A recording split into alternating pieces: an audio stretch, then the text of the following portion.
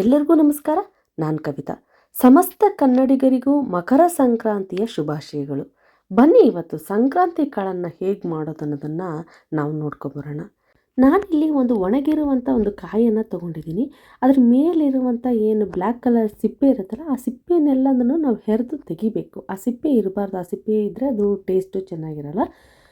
ಇಲ್ಲಿ ನಾವು ಉತ್ತರಾಯಣ ಪೂರ್ವ ಕಾಲವನ್ನು ಮಕರ ಸಂಕ್ರಾಂತಿ ಅಂತ ಹೇಳಿ ಕರಿತೀವಿ. ಈ ಮಕರ ಸಂಕ್ರಾಂತಿ ಅನ್ನೋದು ಒಂದು ಹೊಸ ವರ್ಷದ ಒಂದು ಆರಂಭದ ಹಬ್ಬವನ್ನಾಗಿ ನಾವು ಆಚರಣೆಯನ್ನು ಮಾಡ್ತೇವೆ. ಹಾಗೆಯೇ ಈ ಸಂಕ್ರಾಂತಿಯಲ್ಲಿ ಒಂದು ಎಳ್ಳು ಬೆಲ್ಲ ತಿನ್ನೋದು ಒಂದು ವಿಶೇಷ. ಎಳ್ಳು ಬೆಲ್ಲವನ್ನು ತಿಂದು ಒಳ್ಳೆ ಮಾತನಾಡು ಅಂತ ಹಿರಿಯರು ಹೇಳಿದ್ದಾರೆ. ಹಾಗೆಯೇ ಈ ಎಣ್ಣೆ ಪದಾರ್ಥ ಹೊಂದಿರುವಂಥ ಈ ಧಾನ್ಯಗಳನ್ನು ತಿನ್ನೋದ್ರಿಂದ ಏನಾಗುತ್ತೆ, ಆರೋಗ್ಯ ಕೂಡ ವೃದ್ಧಿಯಾಗುತ್ತೆ ಅಂಥೇಳಿ ಪೂರ್ವಜರು ಹೇಳಿದ್ದಾರೆ. ಇಲ್ಲಿ ನಾನು 1 ಕಪ್ಪಷ್ಟು ಶೇಂಗಾವನ್ನು ಫ್ರೈ ಮಾಡ್ಕೊತಾ ಇದ್ದೀನಿ. ಇದನ್ನು ಬ್ರೌನ್ ಕಲರ್ಗೆ ನೋಡಿ ಕ್ರಿಸ್ಪಿಯಾಗಿ ಬರಬೇಕು, ಆ ರೀತಿಯಾಗಿ ನಾವು ಅದನ್ನು ಫ್ರೈ ಮಾಡ್ಕೋಬೇಕು. ಹಾಗೆಯೇ ಒಂದು 1/2 ಕಪ್ಪಷ್ಟು ಎಳ್ಳನ್ನು ಕೂಡ ನಾನು ಬ್ರೌನ್ ಕಲರ್ಗೆ ಬರೋ ಹಾಗೆ ಫ್ರೈ ಮಾಡ್ಕೊಂಡಿದ್ದೀನಿ. ಇವನ್ನೆಲ್ಲ ಫ್ರೈ ಮಾಡ್ಕೊಂಡ್ಬಿಟ್ಟು ನಾವೆಲ್ಲದನ್ನು ಸೇರಿಸ್ಕೋಬೇಕು. ಇಲ್ಲಿ ಒಂದು ಅಚ್ಚಷ್ಟು ಬೆಲ್ಲವನ್ನು ಕೂಡ ನಾನು ತೊಗೊಂಡಿದ್ದೀನಿ. ಬೆಲ್ಲವನ್ನು ಕೂಡ ಒಂದು ಸಣ್ಣ ಸಣ್ಣ ಪೀಸ್ಗಳನ್ನಾಗಿ ನಾನು ಮಾಡ್ಕೋತಾ ಇದ್ದೀನಿ. ಈ ಬೆಲ್ಲದಲ್ಲೂ ಕೂಡ ಒಂದು ಕಬ್ಬಿಣಾಂಶ ಇರೋದ್ರಿಂದ ಈ ಚಳಿಗಾಲದ ಸಮಯದಲ್ಲಿ ಈ ಕಬ್ಬಿಣಾಂಶದ ಕೊರತೆ ದೇಹಕ್ಕೆ ಆಗಬಾರ್ದು ಅನ್ನೋ ಕಾರಣಕ್ಕಾಗಿ ನಾವು ಈ ಬೆಲ್ಲವನ್ನು ಕೂಡ ಈ ಸಂಕ್ರಾಂತಿ ಸಮಯದಲ್ಲಿ ಸೇವಿಸೋದ್ರಿಂದ ಆರೋಗ್ಯ ಕೂಡ ತುಂಬ ಉತ್ತಮವಾಗಿರುತ್ತೆ ಅಂತ ಹೇಳ್ಬೋದು.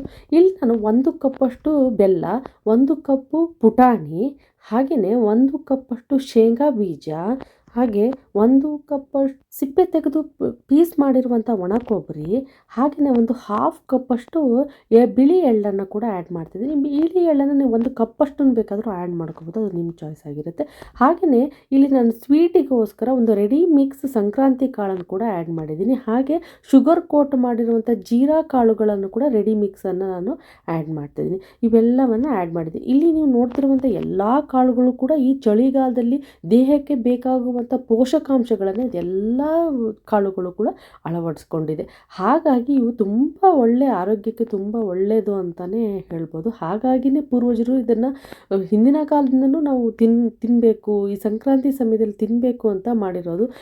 ಚಳಿಗಾಲದಲ್ಲಿ ಬಿರುಸಾಗಿರುತ್ತೆ, ಚರ್ಮ ಒಡೆಯುತ್ತೆ, ಚರ್ಮಕ್ಕೆ ಈ ಎಣ್ಣೆಯ ಅಂಶ ಅವಶ್ಯಕತೆ ಇರುತ್ತೆ. ಈ ಎಣ್ಣೆಯ ಅಂಶ ಸಿಗಬೇಕು ಅನ್ನೋ ಕಾರಣಕ್ಕೋಸ್ಕರನೇ ಈ ಎಲ್ಲ ಕಾಳುಗಳ ಮಿಕ್ಸ್ಗಳನ್ನು ತಿನ್ನಬೇಕು ಅಂತ ಪೂರ್ವಜ ಕಾಲಗಳಿಂದ ಮಾಡ್ಕೊಂಡ್ಬಂದಿದ್ದಾರೆ. ಇದನ್ನು ನೀವು ಒಂದು ಏರ್ಟೈಟ್ ಗ್ಲಾಸಿಗೆ ಹಾಕಿಬಿಟ್ಟಿಟ್ಟರೆ 1 ತಿಂಗಳವರೆಗೂ ಕೂಡ ಇದನ್ನು ನೀವು ಸೇವಿಸಬಹುದು. ಇದಾಗಿತ್ತು ನನ್ನ ರೆಸಿಪಿ. ಈ ರೆಸಿಪಿ ಇಷ್ಟವಾಗಿದ್ದರೆ ದಯವಿಟ್ಟು ನನ್ನ ಚಾನಲ್ ಸಬ್ಸ್ಕ್ರೈಬ್ ಮಾಡಿ, ಲೈಕ್ ಮಾಡಿ, ಶೇರ್ ಮಾಡಿ, ಕಮೆಂಟ್ ಮಾಡಿ. ನನ್ನ ವಿಡಿಯೋವನ್ನು ನೋಡಿದ್ದಕ್ಕಾಗಿ ಧನ್ಯವಾದಗಳು.